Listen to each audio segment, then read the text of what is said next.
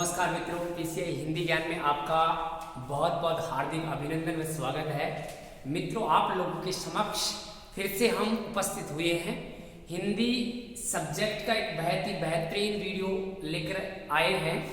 मित्रों, आप लोगों को बता दें कि अपना चैनल भी पीसीआई हिंदी ज्ञान के नाम से ही है और हिंदी में हम बहुत ही बेहतरीन तरीके से आपको इस सब्जेक्ट की जानकारी देने वाले हैं जो आप लोगों के लिए SSGD, ऐसे हम बात करें जैसे रीट की एग्जाम है या अन्य जो प्रतियोगी परीक्षाएं हैं, शिक्षक भर्ती है, इसके अलावा टेट की जो एग्जाम है, सभी के लिए ये लाभकारी आप लोगों के लिए हिंदी सब्जेक्ट महत्वपूर्ण जो अपने लिए लाभदायक रहने वाला है।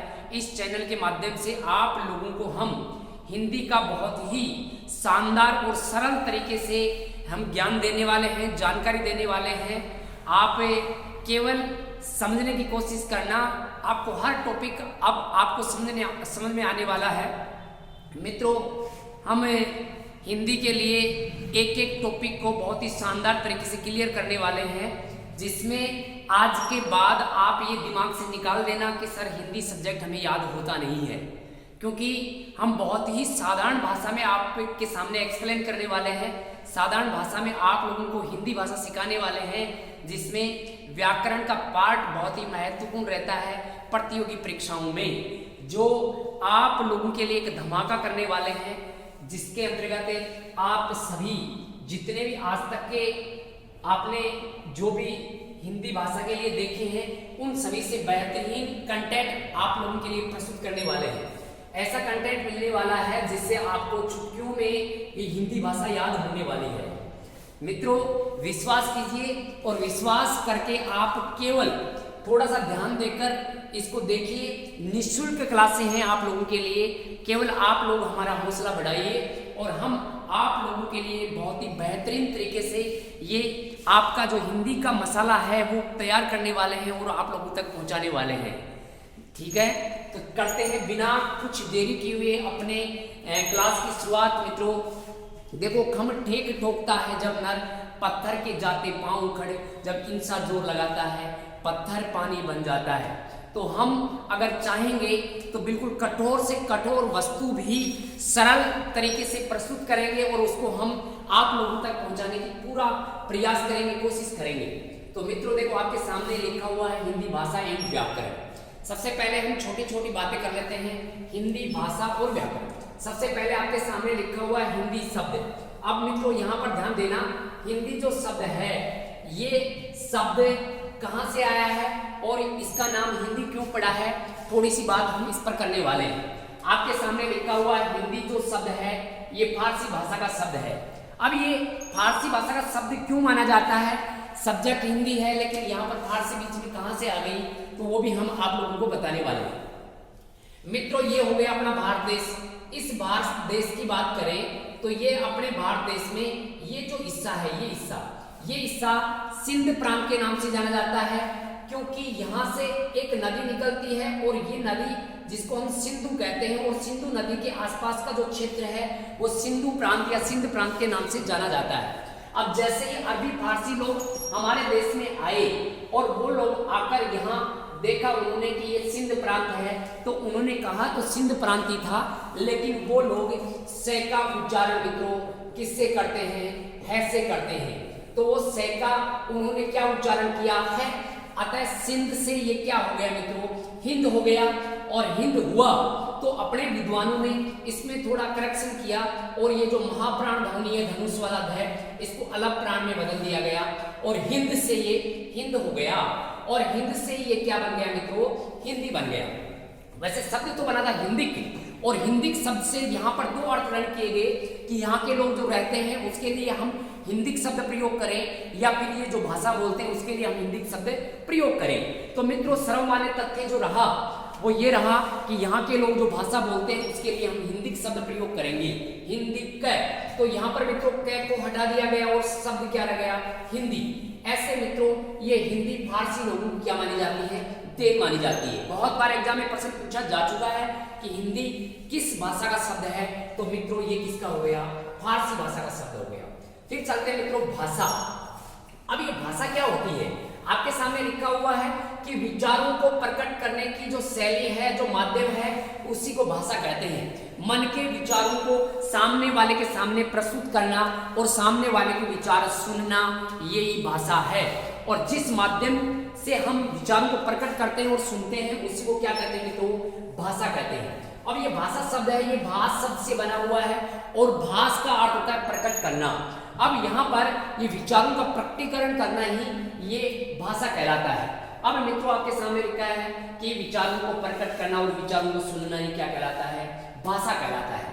अब इससे आगे हम बढ़ते हैं तो मित्रों आपके सामने लिखा हुआ भाषा एवं व्याकरण। अब व्याकरण क्या है? अब व्याकरण में आपके सामने लिखा हुआ है कि किसी भी भाषा को प्रस्तुत करने के लिए उसमें शुद्धिकरण होना चाहिए, उसमें लिखने में शुद्धिकरण होनी चाहिए, उच्चारण करने में शुद्धिकरण होनी चाहिए।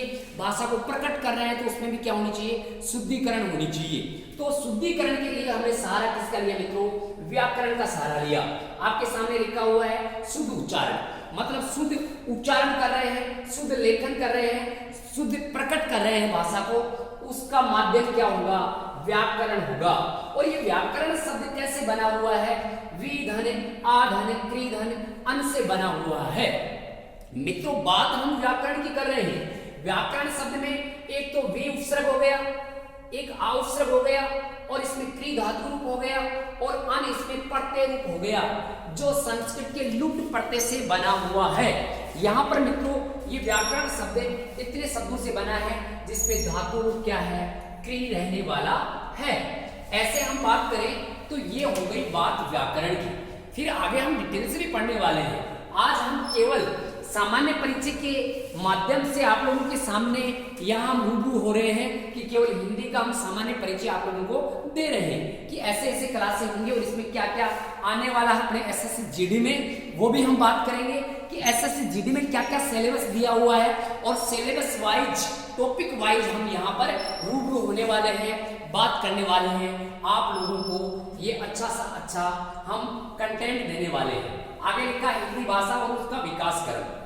अब बात कर लेते हैं कि हिंदी भाषा का विकास कैसे हुआ है। मतलब यह है कि हिंदी भाषा जो आज वर्तमान स्थिति में है, इसकी शुरुआत कहाँ से हुई है, इससे हिंदी भाषा ने यात्रा कहाँ से शुरू की है, तो ये मित्रों हम इस सूत्र के माध्यम से जान सकते हैं। बहुत ही सरल है, एक बार आपको सूत्र याद हो गया तो भाषा का विकास क्रम चुटकियों में याद रहने वाला है। देखिए आपके सामने लिखा हुआ है, हम बोलेंगे वेल पापा, आप हिंदी बोलो। सीधी सी बात है, वेल पापा, पापा का वेलकम कर रहे हैं, वेल पापा आप हिंदी बोलो। केवल इतना बोलेंगे तो इसमें हिंदी भाषा का पूरा विकास क्रम छुपा हुआ है, जो आज तक के एग्जामों में कई बार पूछ लिया गया है कि किस भाषा के बाद में कौन सी भाषा विकास क्रम में आती है। तो मित्रों यहाँ पर देखिए, वेल पापा आप हिंदी बोलो, तो वेल पापा में वे लिखा हुआ है, वे का वे मिला देंगे, वैदिक संस्कृत हो जाएगा।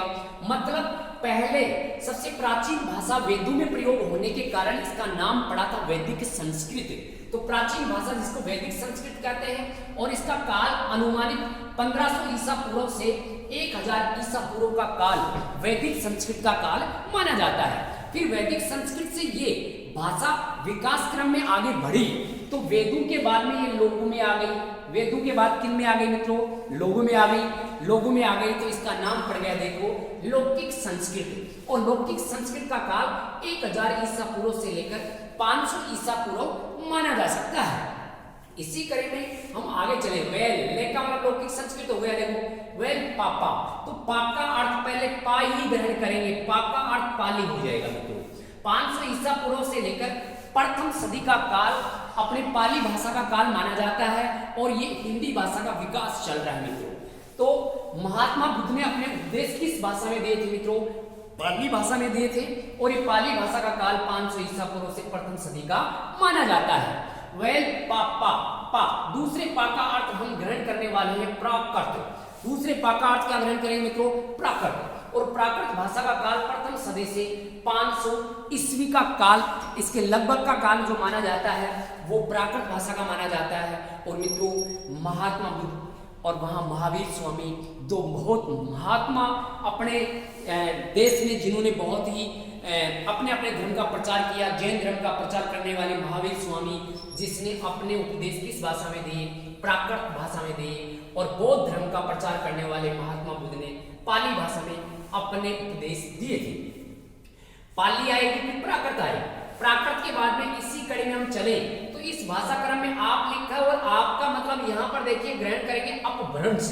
अपभ्रंश भाषा नाम पड़ा और अपभ्रंश भाषा का जो काल है वो 500 ईस्वी से लेकर 1000 ईस्वी का काल ये अपना अपभ्रंश का काल माना जाता है। और अपभ्रंश अपने लिए बहुत ही महत्वपूर्ण भाषा रहने वाली है, क्योंकि यहाँ पर सौर सैनी अपभ्रंश से निकलने वाली है अपनी हिंदी भाषा। और हमने आगे सीधा लिखा है कि अपभ्रंश के बाद में कौन सा नाम पड़ा, इसका नाम हिंदी पड़ा है। तो सीधी हिंदी का जो विकास हुआ है वो किस भाषा से हुआ है, तो वो हो गया मित्रों अपभ्रंश से। और अपभ्रंश में भी पूछा जाए तो यहाँ पर मित्रों यहाँ पर अपने आने वाला है इसका उत्तर सौर सैनी अपभ्रंश। सौर सैनी अपभ्रंश इसका नाम रहने वाला है। तो यहाँ पर मित्रों देखो सीधा ध्यान रखेंगे, जब व्याकरण पढ़ेंगे तो व्याकरण में पहला चैप्टर स्टार्ट होगा वर्ण विचार। वर्ण विचार में एक स्वर आते हैं और एक व्यंजन आते हैं, इसके दो टुकड़े हो जाते हैं। और स्वरों में जब शुरुआत करेंगे तो 11 स्वर पढ़ेंगे और उन 11 स्वरों में से हमने 8 स्वर सीधे ही अपभ्रंश भाषा से ग्रहण किए हैं। इसी कारण अपनी विकासीय भाषा कौन सी मानी जाती है मित्रों, अपभ्रंश मानी जाती है। तो हिंदी का विकास मूलतः किस भाषा से हो गया, अपभ्रंश भाषा से। और 1000 ईस्वी से अब तक का काल माना जाता है मित्रों, हिंदी का काल माना जाता है। ऐसे हम बात करें तो हिंदी भाषा का विकास क्रम हुआ, विकास की कड़ी हुई। इसी कड़ी में थोड़ा सा और जान लेते हैं। यहाँ पर देखो हिंदी भाषा हम पढ़ रहे हैं तो भाषा का हम रूप देख लेते हैं कि भाषा कैसे सीखी जाती है, भाषा के कौशल कौन कौन से होते हैं। ये छोटे छोटे प्रश्न कई बार एग्जाम में पूछ लिए जाते हैं। मित्रों भाषा के मूलभूत कौशल 4 होते हैं। मूलभूत कौशल कितने होते हैं मित्रों, 4। और इसके लिए आपके सामने एक ट्रिक लिखा हुआ है सुबह पल्ली। तो सुबह पल्ली उठते ही भाषा बोलिए श्री राम श्री राम। ऐसे हिंदी भाषा में हम उच्चारण करेंगे। जो भी जिस देवता को हम मानते हैं, जिस अल्लाह या ईश्वर को हम मानते हैं, उसका नाम लेंगे सुबह पल्ली। तो सुबह पल्ली सु का मतलब हो गया मित्रों सुनना। पहला ये पहला कौशल क्या हो गया, सुनना। यहाँ पर बी का मतलब हो गया दूसरा कौशल कौन सा हो गया, बोलना। भाषा पहली बार सुनी जाती है। जैसे छोटा बच्चा होता है जन्म के बाद वो भाषा को सुनता है, सुनने के बाद में अपनी प्रतिक्रियाएं करता है, इधर उधर देखता है। तो पहले बच्चा सुनना स्टार्ट करता है और जैसे ही वो छोटे छोटे शब्दों का कलेक्शन करता है तो बोलना शुरू कर देता है। और बोलने के बाद में हम उसको पढ़ने के लिए भेजते हैं और पढ़ने के लिए भेजने के बाद में वो गिनती सीखता है, ऐसे कगड़ सीखता है, पढ़ता है और पढ़ने के बाद में वो लिखना शुरू कर देता है। तो एक छोटे बच्चे से हम इसको हम ग्रहण कर सकते हैं कि छोटा बच्चा जन्म के समय सुनता है, फिर बोलता है, फिर पढ़ने जाता है और फिर लिखना शुरू कर देता है। यही भाषा के मूलभूत कौशल रहने वाले हैं। और मित्रों एक अपने जब साइकोलॉजी पढ़ते हैं तो वहां पर एक भाषा का कौशल बताने वाली मांडिया मोंटेसरी आती है और मोंटेसरी ने कहा कि बच्चा पहले लिखना सीखता है और बाद में पढ़ना सीखता है। ये उल्टा सीधा किया है लास्ट वाले को, मोंटेसरी का नाम आ जाएगा। लेकिन इतना बड़ा प्रश्न तो रीट की एग्जाम या शिक्षक भर्ती में पूछा जा सकता है। लिपि को देख लेते हैं। लिपि किसे कहते हैं, भाषा को लिखने का जो तरीका होता है, ढंग होता है, उसी को मित्रों लिपि कहा जाता है। अब ये लिपि अपने हिंदी की लिपि कौन सी है, तो वो है देवनागरी। और इसका नाम देवनागरी क्यों पड़ा, इसका तथ्य कौन सा हमने ढूंढा कि इसका नाम देवनागरी ही पड़ा। तो यहाँ पर बौद्ध ग्रंथ ललित विस्तार लिखा है। महात्मा बुद्ध से संबंधित एक ग्रंथ है जिसका नाम है ललित विस्तार। और ललित विस्तार में देव और नागा 2 लिपियां मिलती हैं उल्लेखित, और उन्हीं 2 लिपियों को हमने एक कर दिया, देव और नागा को मिलाकर देवनागा और देवनागरी कर दिया। और मित्रों यही कारण माना जाता है कि इसको सर्वमान्य तथ्य माना जाता है। विद्वानों ने सर्वमान्य तथ्य स्वीकार किया है ललित विस्तार को, कि ललित विस्तार से हमने देव और नागा 2 लिपियां पढ़ी हैं और उन्हीं के नाम पर इसका नाम पड़ा है देवनागरी, और यही सर्वमान्य तथ्य है। लेकिन इसके अलावा भी कुछ विद्वान अलग अलग तथ्य और भी देते हैं, और वो दो तथ्य अपने सामने प्रस्तुत होते हैं। काशी जो प्राचीन समय में देवनगर के नाम से जानी जाती थी, इस कारण कुछ विद्वानों ने कहा कि इस देवनगर के कारण इसका नाम देवनागरी पड़ा। कुछ विद्वानों ने यह कहा कि गुजरात में नागर ब्राह्मण रहा करते थे, इसी कारण इसका नाम क्या पड़ा, देवनागरी पड़ा। तो ये तो विद्वान अलग अलग विद्वानों के कथ्य हैं। कुछ विद्वानों ने कहा कि काशी के कारण इसको देवनागरी कहते हैं, देवनागरी कहते हैं। कुछ विद्वानों ने कहा कि गुजरात में नागर ब्राह्मण रहते थे, इस कारण इसका नाम देवनागरी पड़ा। लेकिन सभी जो मान्यता मिली, सर्वमान्य तथ्य है, वो कौन सा है मित्रों, ललित विस्तार है। आगे हम चलें तो इसका स्रोत कौन सा है, तो इसका स्रोत है मित्रों ब्राह्मी लिपि। ब्राह्मी लिपि में हम चलेंगे तो बाएं से दाएं लिखा जाता है, उसी को हम ब्राह्मी लिपि कहते हैं, जो संसार की सबसे प्राचीन लिपि मानी जाती है, और इसी की तर्ज पर हम ब्राह्मी लिपि के अंतर्गत लिखते हैं। तो मित्रों यहाँ पर ब्राह्मी लिपि जो संसार की सबसे प्राचीन लिपि है, जिसकी तर्ज पर अपनी कौन सी लिपि लिखी हुई है, देवनागरी लिपि लिखी हुई है। अब यहाँ पर हम आगे चलेंगे तो ये तो छोटी छोटी बातें हो गई। इसके बाद में मित्रों हिंदी के लिए हम चलें तो हम दो तीन तथ्यों को और ग्रहण कर सकते हैं। हिंदी के लिए एक शब्द मिलता है राजभाषा, और हिंदी के लिए शब्द मिलता है राष्ट्रभाषा, और हिंदी के लिए एक शब्द मिलता है मातृभाषा, मातृभाषा। अब यहाँ पर मित्रों इन तीन शब्दों को भी जान लेते हैं। संविधान में अगर उल्लेख की बात करें तो संविधान में कहीं पर भी राष्ट्रभाषा शब्द नहीं है, सभी जगह क्या है, राजभाषा है। राज प्लस भाषा, प्रशासन में काम में ली जाने वाली भाषा को राजभाषा कहते हैं, और हिंदी के लिए संविधान में क्या प्रयोग मिलता है, राजभाषा। देश में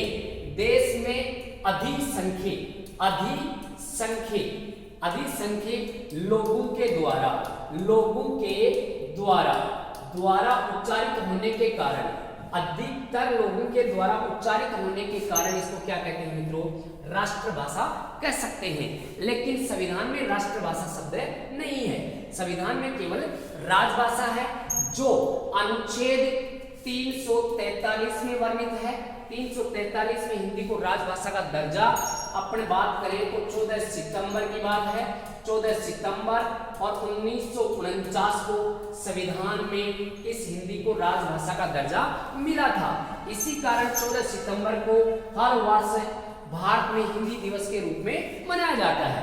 मातृभाषा क्यों कहते हैं हिंदी को, जिन बच्चों के माता पिता हिंदी भाषा बोलते हैं उन बच्चों की मातृभाषा भी क्या हो गई मित्रों, हिंदी हो गई। अगर बच्चों के माता पिता अंग्रेजी बोलते हैं तो उनकी मातृभाषा क्या हो जाएगी, अंग्रेजी हो जाएगी। तो यहाँ पर हिंदी के लिए तीन शब्दावलियां प्रयोग करते हैं, राजभाषा, राष्ट्रभाषा और मातृभाषा।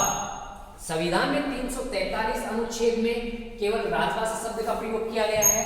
ये हम आगे डिटेल से पढ़ेंगे जब राजभाषा आयोग, वहां पर इसको हम पढ़ने वाले हैं। तो मित्रों ये शॉर्ट क्लास हमने आज डाली है आप लोगों के लिए, केवल आप लोगों को उत्साहित करने के लिए कि आप लोग जागृत हो जाइए। बचे हुए समय में SSGD का जो आपका सिलेबस है, उस सिलेबस के आधार पर बिल्कुल वहां पर syllabus wise topic to topic यहाँ पर क्लासेस डाली जाएंगी, जिसमें आपसे कोई शुल्क नहीं लिया जाएगा। केवल आप अपनी क्लास को, आपका अपना YouTube चैनल हिंदी PCI ज्ञान को आगे से आगे बढ़ाइए, आगे से आगे शेयर कीजिए, जिससे आप लोगों को ज़्यादा से ज़्यादा फायदा मिल सके, क्योंकि हमें हौसला मिलेगा, और हमें हौसला मिलेगा तो हम बहुत ही ताज़ा तरीन क्लास आपके सामने प्रस्तुत करने वाले हैं। चुटकियों में एक एक शब्द को याद करवाने वाले हैं, और ये हमारा वादा है। ये आज हम वादा करते हैं इस वीडियो के माध्यम से कि आपके 20 में से 20 नंबर, 20 में से 20% आपके सही होने वाले हैं, कि हिंदी के GD में 20% आएंगे, और 20 में से 20% हाँ अपनी क्लासों से आप 20 में से 20% मिला लेना, ये अपना वादा है। वादा सभी करते हैं, लेकिन कई लोगों के वादे टूट भी जाते हैं। देखो फिर भी हम भरसक प्रयास करेंगे, पूरा प्रयास करेंगे कि आपको 20 में से 20 क्वेश्चन करवाने का भरसक प्रयास हमारा रहेगा। जय हिंद, जय भारत। दोस्तों फिर मिलेंगे अगले वीडियो में, तब तक दीजिए अपने मित्र को इजाजत। ठीक है, टाटा बाय बाय, जय हिंद, जय भारत।